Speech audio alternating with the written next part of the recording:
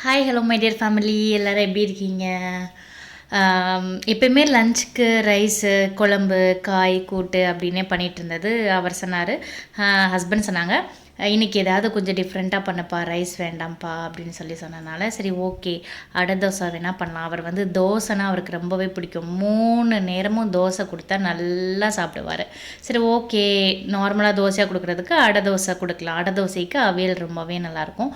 சரி ஓகே, இந்த தடவை வந்து அடை தோசையும் அவியலும் கொடுக்கலாம் அப்படின்னு சொல்லி ஒரு பிளானு.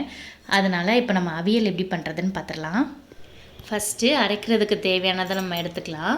மிக்ஸி ஜாரில் தேங்காய் பூ, நீங்கள் எவ்வளோ காரம் சேர்த்துப்பீங்களோ அதுக்கேற்ற மாதிரி பச்சை மிளகா, சீரகம், இது 3ஐயும் கொஞ்சமாக தண்ணி ஊற்றி ரொம்ப நைஸாக அரைக்காமல் கொஞ்சம் கொத்தையாக குறன்னு அரைச்சிக்கோங்க. அதுதான் நல்லாயிருக்கும். இந்த திப்பி திப்பியாக இருக்குதுன்னு சொல்லுவாங்கள்ல, அந்த மாதிரி அரைச்சிக்கலாம். அதுக்காக ரொம்ப ரசத்துக்கு அரைக்கிற மாதிரி அரைச்சிடாமல் ஒரு மீடியமாக அரைச்சிக்கோங்க. அதுக்கப்புறம் அடுப்பை ஆன் பண்ணிவிட்டு கடாயில் 5 ஸ்பூன் தேங்காய் எண்ணெயில் அவியல் பண்ணும்பொழுது அந்த ஃப்ளேவர் ரொம்பவே நல்லாயிருக்கும், சூப்பராக இருக்கும்.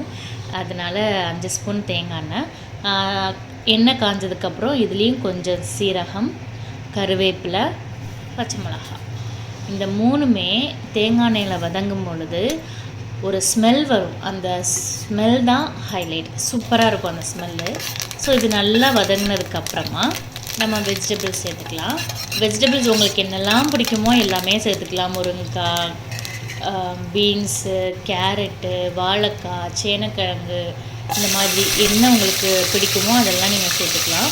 ஸோ ஆனால் ஃபஸ்ட்டு நம்ம எண்ணெயில் போட்டு வதக்கும் பொழுது எதெல்லாம் கொஞ்சம் ஹார்டான வெஜிடபிள்ஸாக இருக்கோ அதை ஃபஸ்ட்டே போட்டு நம்ம கொஞ்சம் நல்லா வதக்கிட்டோம் அப்படின்னா அதுக்கப்புறம் ஈஸியாக குக் ஆகிற வெஜிடபிள்ஸை போட்டோம்னா ஈஸியாக குக் ஆகுறது கொஞ்சம் குழையாமல் நமக்கு இருக்கும். அதே மாதிரி அதிகமாக வேகக்கூடியதும் ஃபுல்லாக குக் ஆகி நமக்கு இருக்கும். அதனால் ஃபஸ்ட்டு கொஞ்சம் ஹார்டாக இருக்கிற வெஜிடபிள்ஸ் எல்லாம் நீங்கள் உள்ளே போட்டு அந்த தேங்காய் எண்ணெயிலே நீங்கள் நல்லா வதக்குனீங்க அப்படின்னா அது கொஞ்சம் சுருங்கும். அந்த அந்த எண்ணெயோட இந்த வெஜிடபிள்ஸோட ஜூஸ் எல்லாம் நல்லா மிக்ஸ் ஆகி அது ஒரு ஒரு ஒரு அந்த அந்த ஒரு டெண்டர்னஸ் ஒரு சூப்பராக இருக்கும். அந்த ஒரு ஜூஸியை வந்து நல்லாயிருக்கும். இந்த டைமிங்கில் வந்து நீங்கள் முருங்கைக்காலாம் போடும்பொழுது ஃபஸ்ட்டே கொஞ்சம் வதக்கிட்டீங்க அப்படின்னா கொஞ்சம் உடையாது நமக்கு. இல்லாட்டி முருங்கைக்காய் வேக வச்சு சில பேர்லாம் போடுவாங்க, அது வந்து கண்டிப்பாக முருங்கைக்காய் வந்து உடஞ்சி போயிடும். இது வந்து நமக்கு அந்த கலர் மாறாமல் அப்படியே இருக்குது. பார்த்தாலே உங்களுக்கு தெரியுதா கொஞ்சம் குக் ஆகிருக்கு. இதே மாதிரி நீங்கள் பண்ணிங்கன்னா நல்லாயிருக்கும். எல்லா வெஜிடபிள்ஸும் ஈக்குவலாக குக் ஆன மாதிரி ஒரு ஃபீல் இருக்கும். இது கொஞ்சம் வதங்கட்டும். வதங்கினதுக்கப்புறமா ஈஸியாக குக் ஆகக்கூடியது இந்த அவரைக்காய், கத்திரிக்காய், உருளைக்கிழங்கு, இந்த மாதிரி உங்களுக்கு என்னெல்லாம் பிடிக்குமோ அந்த மாதிரி ஃபாஸ்ட்டான டைமில் குக் ஆகக்கூடிய வெஜிடபிள்ஸை இப்போ வந்து நம்ம சேர்த்துக்கலாம். சேர்த்துட்டு இது ரெண்டையுமே நல்லா கிளறி விட்டுக்கோங்க. அந்த தேங்காய் எண்ணெயில் ஒரு 2 மினிட்ஸ் லைட்டாக சிம்மில் வச்சுட்டு கொஞ்சம் பரட்டி விட்டீங்க அப்படின்னா கொஞ்சம் நல்லா வதங்கும். வேகிறதுக்கு கொஞ்சம் ஈஸியாக இருக்கும். அந்த எண்ணெயும் வந்து அந்த வெஜிடபிள்ஸோடு நல்லா மிக்ஸ் ஆகி அந்த எண்ணெய் வெஜிடபிள்ஸில் எண்ணெய் நம்ம கழுவி வச்ச தண்ணி இதெல்லாம் அப்படியே பின்னி பணிஞ்சு வரும்போது சூப்பராக இருக்கும். டேஸ்ட்டும் நல்லாயிருக்கும். பார்க்குறதுக்கும் தேங்காய் எண்ணெய் நீங்கள் பார்க்கும்போதே தெரியும் நல்லா ஷைனிங்காக இருக்கும் இருக்கக்கூடிய எல்லா வெஜிடபிள்ஸும். ஸோ டேஸ்ட்டுமே சூப்பராக இருந்தது. நீங்களும் இது மாதிரி 1 டைம் செஞ்சு பாருங்கள். தேவையான அளவு உப்பு சேர்த்துக்கோங்க. உப்பு கொஞ்சமாக சேர்த்துக்கிட்டால் போதும். நான் காமிக்கலைன்றதுக்காக உப்பு சேர்க்காம விட்டுறாதீங்க. நான் உப்பு போட்டு தான் கிளறி விட்டுட்ருக்கேன். ஸோ தேவையான அளவு 2 மினிட்ஸ் ஆனதுக்கப்புறமா தேவையான அளவு தண்ணி, ரொம்ப தண்ணி ஊற்றிட்டோம் அப்படின்னா உண்மையாகவே காய்கறிலாம் குழஞ்சி போயிடும். இந்த காய்க்கு எவ்வளோ தண்ணி தேவையோ அவ்வளோண்டு மட்டும். உங்களுக்கு தண்ணி சரியாக பார்த்து ஊற்ற தெரியலனா ஃபஸ்ட்டு கம்மியாக சேர்த்துக்கோங்க. காய் வேகாத பட்சத்தில் இன்னும் கொஞ்சமாக சேர்த்து வேக வச்சுக்கோங்க. ஸ்டார்டிங்கே அதிகமாக ஊற்றிட்டிங்கன்னா குழஞ்சிடும். ஏன்னா அடுத்து நம்ம அந்த தேங்காய் அரைச்சி வச்சுருக்க பேஸ்ட்டை வேறு உள்ளே ஊற்றணும். அதுக்கப்புறம் தயிர் சேர்க்கணும். ஸோ இதில் எல்லாம் வாட்டர் கண்டென்ட் அதிகமாக இருக்கும். ஸோ தண்ணியும் நம்ம அதிகமாக சேர்த்துட்டோம் அப்படின்னா காய்கறிகள் குழையிறதுக்கு வாய்ப்பு இருக்குது.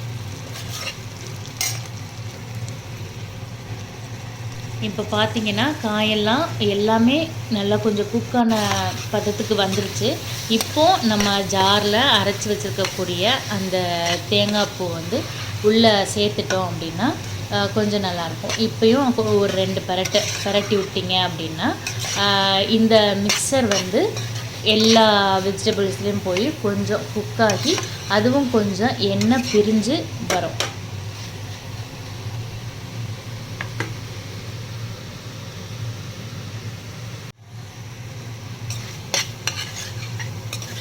இதை பார்த்திங்களா 2 மினிட்ஸில் எல்லாமே வதங்கி அந்த காய்கறியும் அந்த மிக்சரும் ஒன்று போல் மிக்ஸ் ஆகிடுச்சு. இப்போ நம்ம என்ன பண்ணிக்கலாம்னா 1 கப்பு நல்லா கெட்டியான தயிரை தூக்கி நம்ம உள்ளே ஊற்றிடலாம். ஊற்றினோடனே இப்போ இந்த தயிரோடு சேர்த்து அந்த மசாலு அந்த வெஜிடபிள்ஸு 3ஐயும் நல்லா கிளறி விடணும். முக்கியமான ஒன்று என்ன அப்படின்னா அந்த காய்கறிகள் வந்து உடஞ்சிடக்கூடாது. நம்ம என்ன மாதிரி நீட்டமாக நறுக்கியிருக்கோமோ அதே மாதிரி இருக்கணும். முருங்கைக்காய்லாம் உடையக்கூடாது, கத்திரிக்காய் வந்து ரொம்ப குழஞ்சிடக்கூடாது. ஸோ அந்த மாதிரி பார்த்து பண்ணுங்கள். இப்போ வந்து தயிரை உள்ளே சேர்த்துட்டோம். தயிரை உள்ளே சேர்த்த உடனே என்ன பண்ணணும்னா ஹை ஃப்ளேமில் அடுப்பை வச்சு விட்டுறணும். ஹை ஃப்ளேமில் ஜஸ்ட் ஒரு 30 செகண்ட்ஸ் இருந்தால் போதும். அதுக்கு மேலே நீங்கள் ரொம்ப வச்சிடக்கூடாது. 30 செகண்ட்ஸ் மட்டும் ஹை ஃப்ளேமில் வச்சுட்டு அடுப்பை டக்குன்னா ஆஃப் பண்ணிடுங்க. ஆஃப் பண்ணதுக்கப்புறம் மேலே 2 ஸ்பூன் அளவுக்கு தேங்காய் எண்ணெய் ஊற்றிட்டு ஒரு 2 நல்லா பரட்டி விட்டுட்டு அப்படியே நீங்கள் மூடி வச்சிட்டிங்க அப்படின்னா ஐயோ சூப்பராக இருக்கும். அந்த தேங்காய் எண்ணெயில் இந்த வெஜிடபிள்ஸ் எல்லாம் மிக்ஸ் ஆகி அதுவும் நம்ம அரைச்ச அந்த தேங்காய் பூவோட அந்த மசாலா இருக்குல்ல அதெல்லாம் மிக்ஸ் ஆகி ஒரு ஒரு ஒரு அவியல் வந்து ஃபைனல் லுக் கிடைக்கும் பாருங்கள். அது வேறு லெவல். நீங்கள் என்ன வெஜிடபிள்ஸ் எடுத்து பார்த்தாலும் சூப்பராக இருக்கும். முக்கியமாக எதுவுமே உடஞ்சிருக்காது, கலர் மாறாமல் எல்லாமே அப்படியே தான் இருக்கும். நீங்கள் வந்து சாப்பாட்டுக்கு வேணும் அந்த மாதிரி நினச்சிங்கன்னா ட்ரையாகவே வச்சுக்கலாம். இப்போ நான் அடைக்கு வேணும் அப்படின்னு நினைக்கிறனால கொஞ்சம் சிம்மில் நான் வச்சுருந்தேன்னு வச்சுக்கோங்களேன். அது அந்த கேர்டு வந்து அந்த வெஜிடபிள்ஸோட மிக்ஸ் ஆகிருக்கும்ல அதுலேருந்து கொஞ்சம் வந்து தண்ணி நமக்கு பிரிய ஆரம்பிக்கும். ஸோ பிரிய ஆரம்பிக்கிற டைமில் வந்து நம்ம அடுப்பை ஆஃப் பண்ணிட்டோம் அப்படின்னா நமக்கு கொஞ்சம் ஒரு லிக்விட் பதத்தில் கிடைக்கும். அதாவது ரொம்ப தண்ணியாலாம் இருக்காது. நம்ம அடை தோசைக்கு வச்சு சாப்பிட்ற அளவுக்கு நமக்கு கிடைக்கும். இல்லை நான் சாதத்துக்கு வச்சுக்க போகிறேன் அப்படின்னா நீங்கள் இந்த மாதிரி ட்ரையாகவே வந்து நீங்கள் சாப்பிட்டுக்கலாம். இப்போது நம்ம அடமாவும் ரெடி ஆகிடுச்சு. இப்போ பாருங்கள், சூப்பராக இருக்குல்ல அடமாவு. இதில் நான் ஏற்கனவே வத்தப்பொடி பெருங்காயம் எல்லாமே போட்டுட்டேன், மஞ்சப்பொடி எல்லாமே. இப்போ வந்து நமக்கு எவ்வளோ தேவையோ அதை மட்டும் தனியாக நம்ம எடுத்து இன்னொரு பாத்திரத்தில் வச்சுக்கலாம். வச்சுட்டு இப்போ நம்ம என்ன பண்ணலாம் அப்படின்னா ஒரு கடாயில் எண்ணெய் ஊற்றி கடுகு உளுந்தம் பருப்பு போட்டு பெரிய வெங்காயம் ஒரு 2 பெரிய வெங்காயம் நறுக்கி சின்னதாக நறுக்கி அதை வந்து தாளித்து இந்த நம்ம தேவையான அளவு அடமாவை எடுத்து வச்சுருக்கோம் இல்லையா, நம்ம அதில் போட்டுடணும். கருவேப்பிலை எல்லாமே தாளிச்சிடணும். மல்லி இலையை மட்டும் தாளிக்காமல் அப்படியே ஃப்ரெஷ்ஷாக போட்டுட்டு தேவையான அளவு தண்ணி ஊற்றிக்கணும். நான் ஏற்கனவே உப்புலாம் போட்டிருக்கேன். கொஞ்சம் நல்லா மிக்ஸ் பண்ணிட்டீங்க அப்படின்னா நமக்கு அடமாவு ரெடி. அதை நம்மளோட தோசைக்கல்லில் ஊற்றி கொஞ்சமாக ஆயில் சேர்த்தோன்னா நம்மளோட அடை தோசை ரெடி ஆகிடும். இந்த அடை தோசைக்கு நான் என்ன வச்சுருக்கேன்னா நம்ம இப்போ பண்ண அவியல், அதுக்கப்புறம் பொன்னாங்கண்ணி கீரை, ஒரு கரண்டி ஆம்லெட், அதுக்கப்புறம் நேற்று செஞ்சு வச்ச மட்டன் கிரேவி கொஞ்சம் மிஞ்சிருச்சு, அதையும் வேஸ்ட் பண்ணக்கூடாதுல்ல, அதனால் அதையும் வச்சு ஆஃப்டர்நூன் லஞ்சு பரிமாறியாச்சு. உண்மையிலே டேஸ்ட்டு சூப்பராக இருந்தது. ஆனால் சீரியஸ்லி அடை தோசை வந்து அவியலுக்கு அடை தோசைக்கு அவியல் தான் நல்லாயிருக்கும் அப்படின்னு தான் என் வீட்டுக்கார் சொல்வார். அதுக்காக தான் அவியல் வச்சது. ஆனால் நான் அந்த மட்டன் கிரேவியை தொட்டு சாப்பிடும்போது இருந்த டேஸ்ட்டு வேறு லெவலுங்க. நீங்களும் என்னடா மட்டன் கறி கூட அடை தோசை சாப்பிட்றதா அப்படின்லாம் நினைக்க வேணாம். ஒன் டைம் நீங்கள் ட்ரை பண்ணி பாருங்களேன். சீரியஸ்லி அந்த செட்டிநாடு மட்டன் கிரேவியோட அடை தோசையை சாப்பிடும்போது அப்படியே டேஸ்ட் வேறு லெவலில் இருந்தது. நீங்களும் ட்ரை பண்ணி பாருங்கள். ஸோ இன்றைக்கி நம்மளோட லஞ்ச் அடை தோசை, அவியல், பொன்னாங்கண்ணி கீரை, கரண்டி ஆம்லெட், மட்டன் கிரேவி. இன்னொரு வீடியோவில் பார்க்கலாம். தேங்க்யூ.